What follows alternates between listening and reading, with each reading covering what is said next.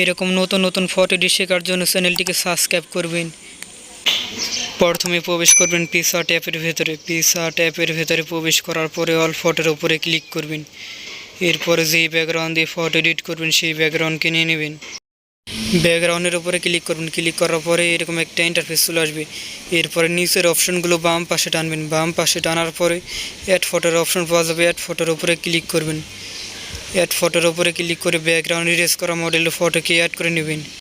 Background যদি erase করতে পারেন ভালো কথা, আর যদি না পারেন ব্যাকগ্রাউন্ড ইরেজ করা নিয়ে একটি ভিডিও তৈরি করে রেখেছি, সেই ভিডিও লিঙ্ক এই ভিডিও ডিসক্রিপশনে দেওয়া থাকবে।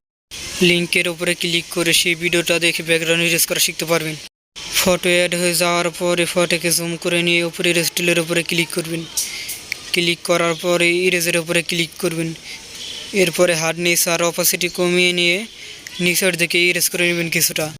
ইরেজ করা হয়ে গেলে উপরে রাইট সাইডে ক্লিক করবেন।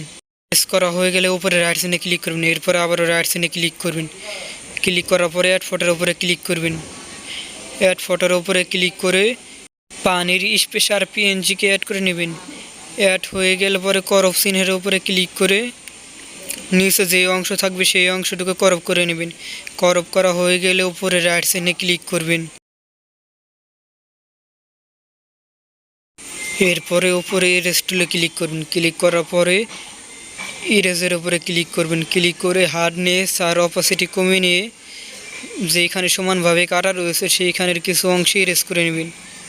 ইরেজ করা হয়ে গেলে উপরে রাইট সাইডে ক্লিক করবেন। ক্লিক করার পরে পিএনজিকে একদমই ছোটো করে নেবেন। ছোটো করে নেওয়ার পরে ফটোকে জুম করে নেবেন। জুম করে নিয়ে হাতের উপরে বা কাঁধের উপরে এরকমভাবে লাগিয়ে নেবেন। এরপরে উপরে ডুপ্লিকেট চিহ্নে ক্লিক করে একটি একটি করে ডুপ্লিকেট করে নিয়ে এভাবে লাগিয়ে নেবেন। কীভাবে রিয়েলিস্টিকভাবে বৃষ্টির ইফেক্ট তৈরি করতে হয় তা তো দেখানো হয়ে গেল। এখন ভিডিওটাকে ফাস্ট করে নিচ্ছি। ডুপ্লিকেটের লিমিটেড শেষ হয়ে গেলে পরে অ্যাড ফটোর উপরে ক্লিক করে আবারও অ্যাড করে নেবেন পানির পিএনজিকে। অ্যাড করে নেওয়ার পরে আগের মতো করব করে নেবেন।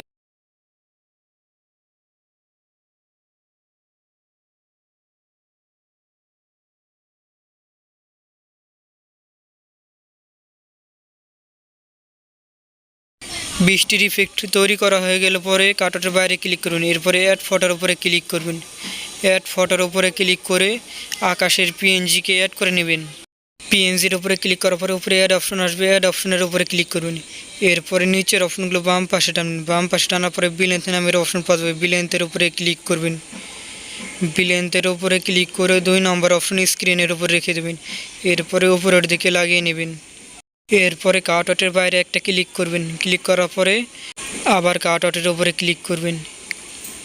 এরপরে নিচের অপশনগুলো বাম পাশে টেনে অ্যাডজাস্ট নামের অপশনে ক্লিক করবেন। অ্যাডজাস্টের উপরে ক্লিক করে ব্রাইটনেসকে কিছুটা কমিয়ে নেবেন। কমিয়ে নেওয়ার পরে কন্ট্রাস্টের উপরে ক্লিক করবেন। এরপরে কন্ট্রাস্ট কিছুটা বাড়িয়ে নেবেন। এরপরে উপরে রাইট সাইডে ক্লিক করবেন।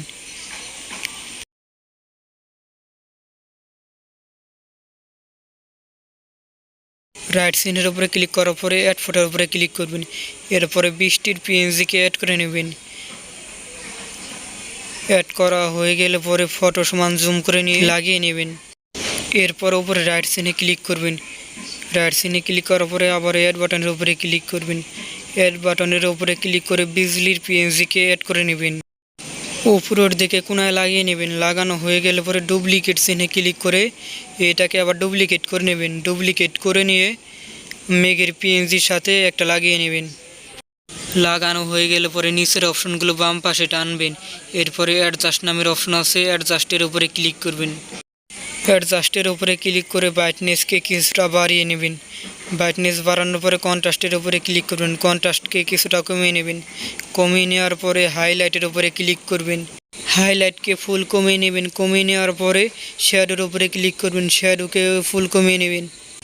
এরপরে উপরে রাইট সাইডে ক্লিক করবেন। রাইট সাইডে ক্লিক করার পরে এরকম একটা ইন্টারফেস চলে আসবে।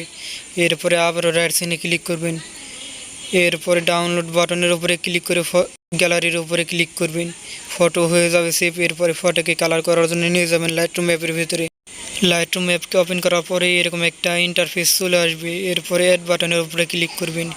অ্যাড বাটনের উপরে ক্লিক করে পিকসার্ট আর যেই ফটো এডিট করেছেন সেই ফটোর উপরে ক্লিক করবেন।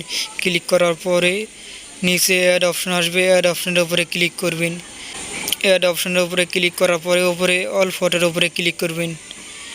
অল ফটোর উপরে ক্লিক করে প্রিসেটের উপরে ক্লিক করবেন। এরপরে প্রিসেটের উপরে ক্লিক করার পরে এরকম একটা ইন্টারফেস চলে আসবে। এরপরে উপরে 3 ডটের উপরে ক্লিক করবেন।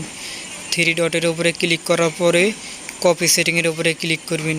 এরপরে উপরে রাইট সাইডে ক্লিক করবেন। এরপরে ফটোকে সরিয়ে যে ফটো এডিট করেছেন সেই ফটোকে নিয়ে আসবেন। আনার পরে উপরে 3 ডটের উপরে ক্লিক করবেন। 3 ডটের উপরে ক্লিক করার পরে পেস্ট সেটিংয়ের উপরে ক্লিক করবেন। এক ক্লিকে ফটো এডিট শেষ। এরপরে ফটোকে করে নেবেন সেভ। উপরে শেয়ার অপশনের উপরে ক্লিক করবেন। ক্লিক করার পরে সেভ টু ডিভাইসের উপরে ক্লিক করবেন।